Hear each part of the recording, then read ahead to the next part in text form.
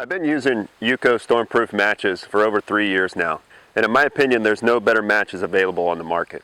For me, matches are an ignition source for a right now fire. Any match will likely work under ideal conditions, but I needed a match that I can count on to work on in the not so perfect conditions. When it's cold and it's wet and it's windy and it's rainy and it's stormy, or if I take an unexpected swim during a river crossing, or if I dump my kayak or canoe and I end up in a drink, that's when I need the fire the most. Those are the times when I don't have time to mess around with anything else and I need a fire right now. That's when I need to know that I can count on my equipment. And these conditions are also the conditions where my lighter might fail. Of course, I prefer to use a lighter because it's that much easier and I'm not limited to a small number of matches. If it's windy outside, if it's rainy outside, or if my lighter gets soaked, it's difficult for me to get a fire going with that. And that's why I like to carry matches as a second open flame right now fire ignition source. Now, I like that the UCO matches come with a pretty durable plastic, waterproof and impact resistant container. So that way if I get stuck in a rainstorm or if I take an unexpected spill into the drink, my matches are going to be protected and ready to use when I need them. Now, these matches come with a striker attached to the outside. And usually what I like to do is I'll take that one off of the outside and I'll store it inside the match case. That way if I do get caught in a rainstorm or this somehow gets wet, my striker doesn't get ruined. Well, you can see this match kit also comes with 2 extra strikers, which is good if I wear the other one out or if for some reason it gets wet. I like to store those on the inside. And here you can see that it's got a rubber gasket, an O-ring that goes around that makes it nice and waterproof. And it's got a little bit of cotton packed in the top. You could use that as an emergency tinder, but if you've got matches, then chances are you don't need the cotton. Mainly what it's there for is to protect the striking tips of the matches. And another modification that I like to do to all my match cases is to put a piece of reflective paracord on there. And what this is basically gives me a lanyard so I can tie it down, gives me something else to hold. And with the cases, I prefer the high visibility orange because if I drop it on the ground, it's easy to find. And this lanyard with the reflective tape inside the paracord actually allows me to find it better if I should happen to drop it at night and I have a light source. This light will reflect much like a runner's vest or construction worker's vest, something to that effect. So I like to add that to all my match cases, and that's just secured on with some high visibility orange duct tape. Now, another benefit to having a completely airtight, watertight container is that if I do drop it in the water, it's going to float. And because it's high visibility, I can see it and I'll be able to recover it if I drop it into the water. But of course, the other reason that I need it to be waterproof is if I capsize my canoe or I capsize my kayak, or if I'm doing a river crossing and I lose my footing and I take an unexpected swim, these matches are either going to be in my pocket or in a belt kit or in a backpack kit, and chances are, if these are submerged, that means that I'm also probably soaking wet. And when I do finally recover, I'm going to need a fire right now to keep myself from going hypothermic. So I need to be able to count on these matches that even if they were submerged, I need to be able to count on them to get a fire as soon as I get recovered out of that water. There's another reason why, a little tadpole. There's another reason why I put that extra striker inside the case, because right now it would be getting soaked and it'd be getting ruined, and I'd have to go into the case anyway and pull out that extra striker.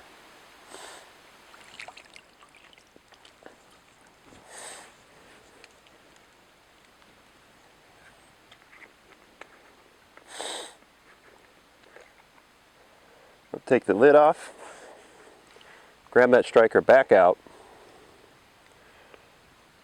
put it on the holder in the case, grab myself a match, try not to get it too wet, even though it'll still work.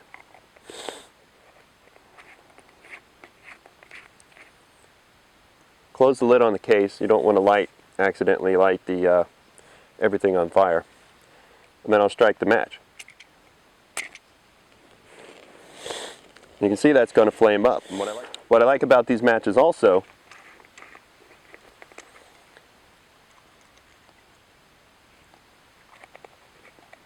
if I'm stuck in a rainstorm and for some reason a big fat drop of rain hits the match, I'm not completely out of luck. I can just shake it off real quick and it'll still light. And of course, if I'm trying to get a fire going and it's raining out and big fat raindrops keep hitting my match, what I like about these matches is even if they get wet, once that dries off, it'll flame back up again. So there's really no reason why I can't get a fire going with a match like this. Now, because conditions are likely not going to be good when I'm going to an open flame ignition source, I'm going to want to carry the longest burning match possible. So that way if I have wet or marginal tinder, I can still get that going with the match. UCO matches come in 3 different sizes, and of course the smaller the match, the easier it is to pack in a smaller size kit, but you sacrifice burn time because obviously the larger matches have a longer burn time.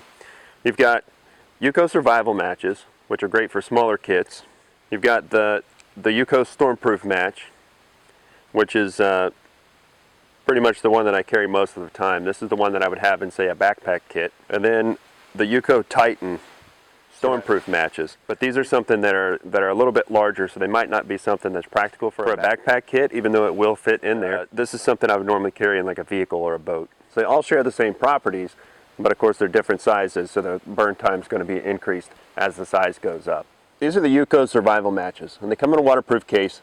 You've got 12 matches in the case plus an extra striker, so that gives you 2 strikers. These claim a 12-second burn time, so let's see just how accurate that is.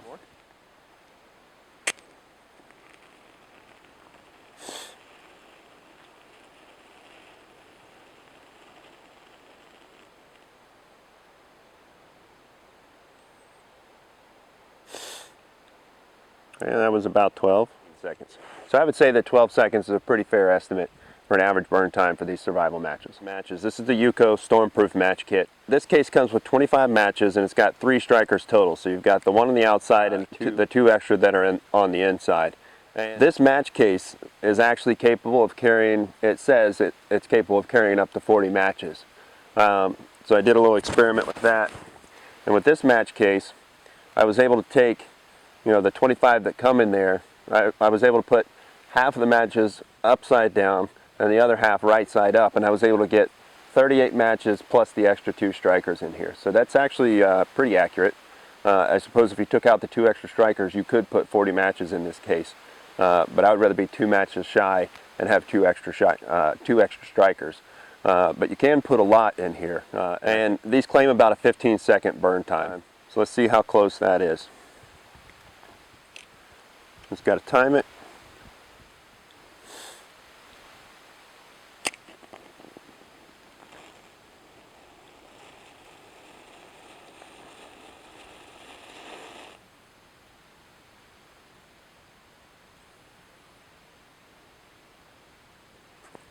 About 15 seconds before it started burning my fingers.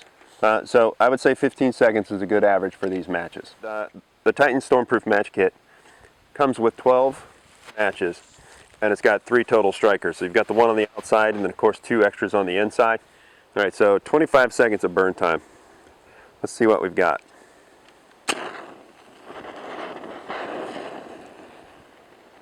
Thing sounds like a road flare. That's 10.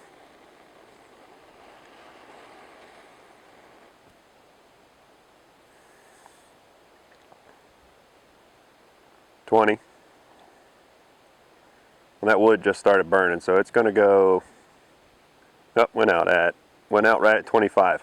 Still got some wood in there, so chances are if I actually held that upright, I could get more burn time out of it. But I'm happy with 25. I think 25 is a good estimate, a good average for these. Like I said, these things are like a road flare, like a torch. You can also get boxes of loose for all of these matches so that you can refill the case. And they're usually a little less expensive. So you don't always have to buy a kit. Once you have a kit, you can just buy loose matches and refill this.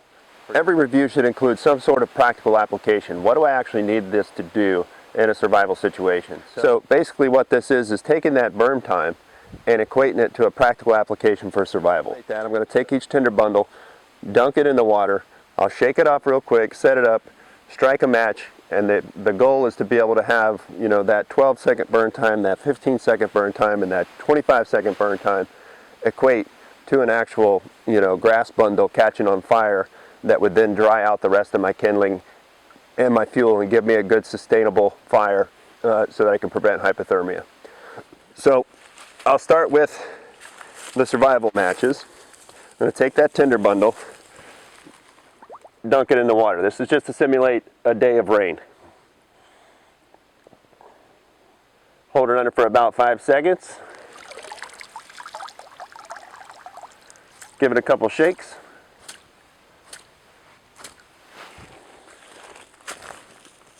And then set it up.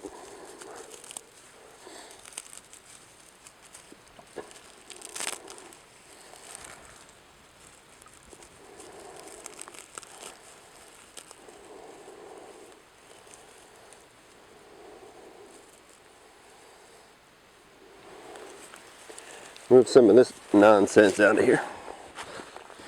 All right, so is 12 seconds enough burn time to light wet tinder?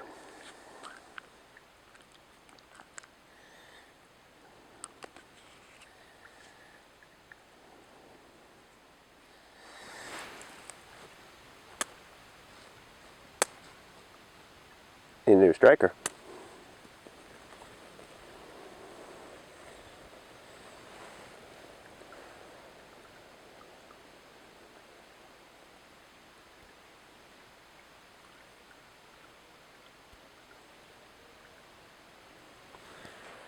Not quite, but almost.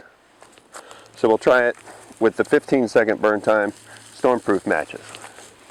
Hold it under for 5 seconds.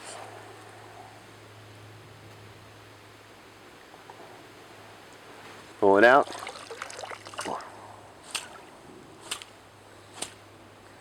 Equal number of shakes. Construct a similar tinder bundle.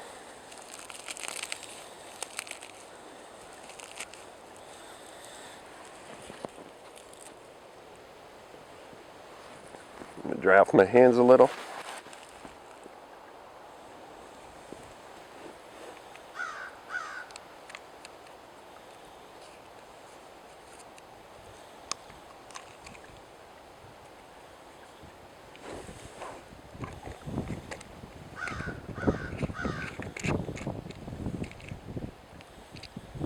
I'm going to actually start with a fresh striker on this one. Alright, 15 seconds burn time. Let's see if that's enough.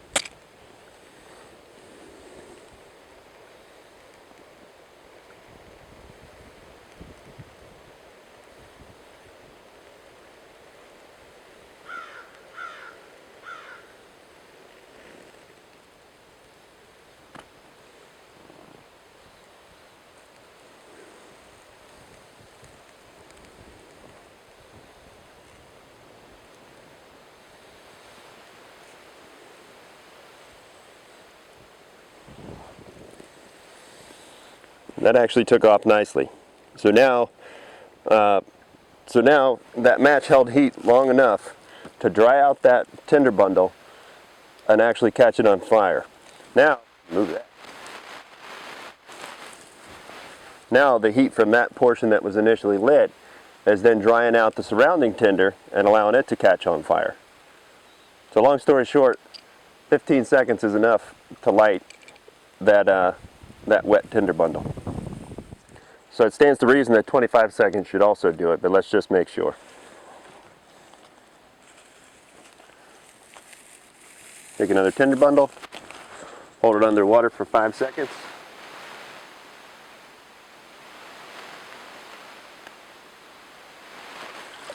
Give it an equal number of shakes.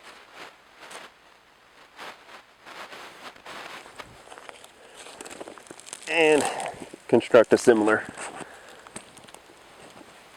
tinder bundle.